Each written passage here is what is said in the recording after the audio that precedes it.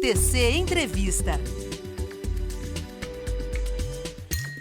O Expresso da Manhã tem o prazer de receber Fábio Idoeta, que é diretor financeiro de relações com investidores da Sequoia Properties. A empresa tem 1,2 bilhão de reais sob gestão, com uma carteira de 400 imóveis e 20 incorporações imobiliárias, além de mais de 2.000 unidades vendidas e aproximadamente 1,5 bilhão de reais de valor geral de vendas. Fábio, seja muito bem-vindo, um prazer tê-lo conosco. Bom dia, obrigado, é um prazer estar aqui com vocês. Fábio, vamos começar falando da Sequoia Properties especificamente, que fez a sua estreia na B3 em fevereiro desse ano, através do fundo SEQR11, esse é o ticker, e que nasceu da Loan Gestão Imobiliária, uma companhia com 30 anos de experiência em incorporação e gestão no setor. Quando é que foi fundada efetivamente a Sequoia Properties? Qual o mercado-alvo de vocês? O que você pode trazer para a gente? Legal, a Sequoia, a gente foi fundado faz basicamente 30 anos, né, no início da década de 90, e a gente passou muitos anos focando em gestão de ativos performados, né, gestão de imóveis, como a gente fala. Então a gente ficou aí pelo menos uns 15 anos fazendo só isso, o que nos deu aí um conhecimento muito granular da operação, por ficar gerindo tantos imóveis por tanto tempo. Com o passar dos anos, a gente foi passando a desenvolver atividades de incorporação, também de desenvolvimento imobiliário, são essas aí em torno de 20 que você mencionou, que a gente já fez ao longo dos anos. A gente já exerce atividade de incorporação há aproximadamente 15 anos. E mais recentemente, a gente passou também a fazer gestão de fundos imobiliários. E a gente fez primeiro uma captação de um fundo para investidores maiores, né, esses que a CVM chama de investidores qualificados. Depois fizemos um segundo fundo também voltado a esse público. E a gente queria oferecer essa mesma experiência de investimento que esses investidores tinham para os investidores, o público em geral, né? Então, como você mencionou, no início desse ano, a gente listou o nosso terceiro fundo imobiliário, o Sequoia 3, Renda Imobiliária, o ticker é o SEQR11, e desde então ele é um fundo listado, quer dizer, disponível listado na B3, né, disponível para negociação para todo o público. Bom, no ano passado, Fábio, a gente sabe, né, a Selic atingiu seu menor patamar histórico a 2%, o que tornou justamente o crédito imobiliário mais atrativo para o consumidor e ajudou a movimentar o mercado do setor. No entanto, o Banco Central vem adotando uma estratégia de aumento gradual na taxa de juros. A gente percebe isso nos últimos meses. A partir desse novo cenário, Fábio, eu queria te perguntar de que modo você acredita que essa alta na taxa básica de juros pode impactar o segmento. Tá, assim, primeira coisa é que taxas de juros baixas sempre contribuem para o desenvolvimento do mercado imobiliário, né? Esse é um mercado que é de capital intensivo, né? Então, quando o custo de capital fica mais baixo, você fomenta a atividade econômica desse setor. Dito isso, para a gente, para o nosso setor, não é o mais importante, não é a manutenção da taxa de juros aí num patamar de 2, 3, esses patamares super baixos. Para a gente, o mais importante é que a taxa de juros fique num patamar saudável, né? Num patamar que promova a atividade econômica e não a reprima. Eu acho que assim, pouca gente, ou talvez ninguém acreditava que esse patamar de 2, 3% fosse sustentável num país como o Brasil no longo prazo. É até por isso que os fundos imobiliários, por exemplo, nunca foram precificados nesse patamar de juros. Então, essa alta aqui, que acho que não é surpresa para ninguém, enquanto ela se mantiver num ritmo previsto, num ritmo de saudável e num patamar que não seja excessivamente elevado, tanto os fundos imobiliários quanto a atividade imobiliária como um todo, né, de desenvolvimento, deve continuar prosperando. A gente está conversando com o Fábio Idoeta, diretor financeiro de relações com investidores da Sequoia Properties. E eu ainda vou explorar o setor imobiliário no seguinte sentido. Dos cerca de 350 fundos imobiliários listados na B3, menos de 4% deles são multissetoriais. O fundo CQR11 da Sequoia é multissetorial. Quais as vantagens desse modelo de fundo para o investidor e qual a estratégia por trás dele, Fábio?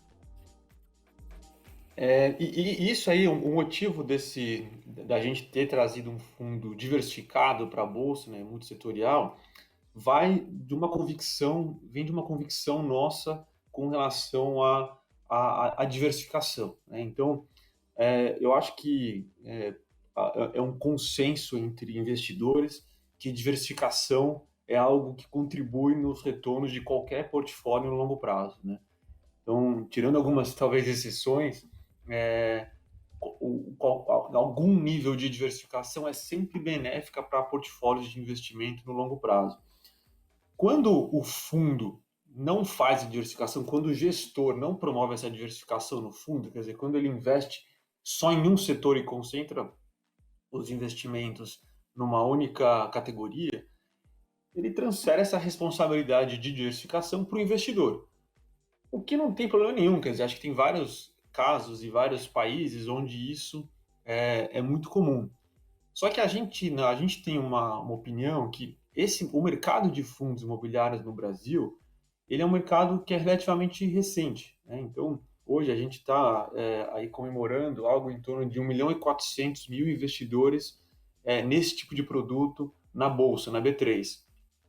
Só que cerca de 85% desses investidores só fazem esse tipo de investimento, eles só conhecem esse investimento, só são investidores em FIIs há cerca de 2 anos. E cerca de 50% só fazem isso também há menos de um ano.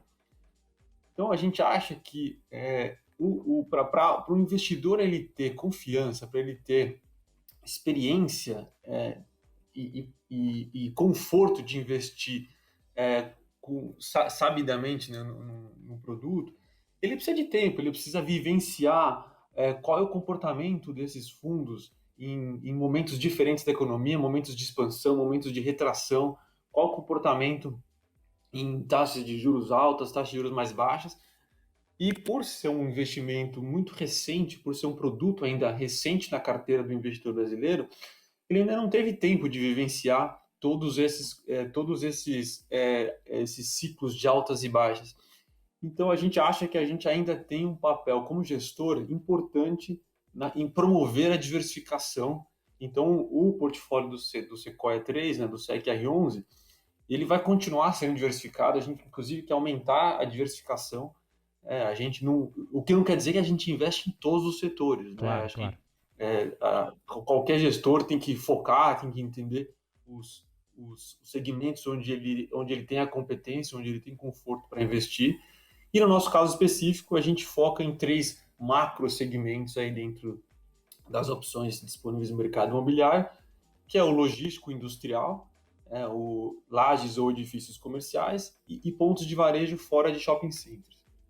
Bom, é justamente em relação às lajes comerciais que vai a minha próxima pergunta, né? Devido à pandemia, os shoppings foram fechados em diversos momentos nos últimos meses, Fábio, a gente sabe disso, né? Os imóveis corporativos, como lajes de escritórios, também sentem os efeitos da adesão do home office. Com a vacinação e a retomada econômica avançando, você acredita que o setor imobiliário deve voltar ao ritmo pré-pandêmico ou o fluxo, na sua opinião, deve mudar com os novos hábitos impostos pela pandemia do novo coronavírus?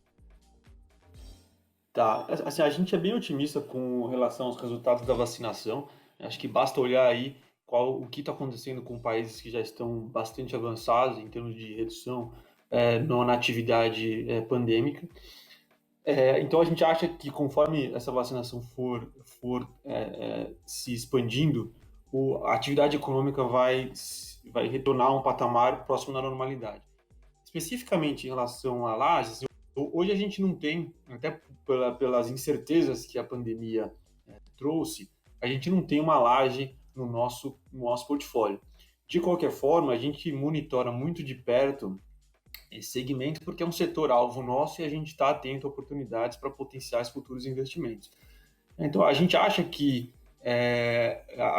ainda tem muita incerteza, que acho que as empresas ainda vão definir um modelo saudável de mix entre trabalho remoto e trabalho presencial, mas o que já é certeza para a gente é que a possibilidade de trabalho remoto existe já, o que era talvez pouco considerado antes da pandemia, hoje já é algo considerado.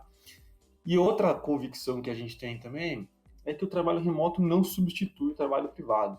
Então, assim, acho que quem aposta que a gente não é entre aqueles que aposta que as lajes vão perder um espaço enorme porque as empresas vão diminuir seus espaços físicos de forma intensa.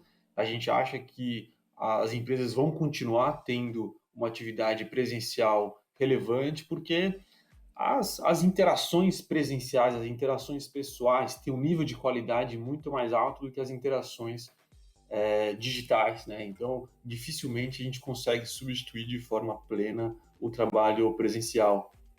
Fabio, eu vou perguntar para você, para a gente fechar aqui essa nossa conversa, sobre o setor de varejo. Inclusive, há pouco saíram dados de vendas no varejo no Brasil referentes ao quarto mês do ano, ao mês de abril, uma variação de 1,8% em relação ao mês imediatamente anterior.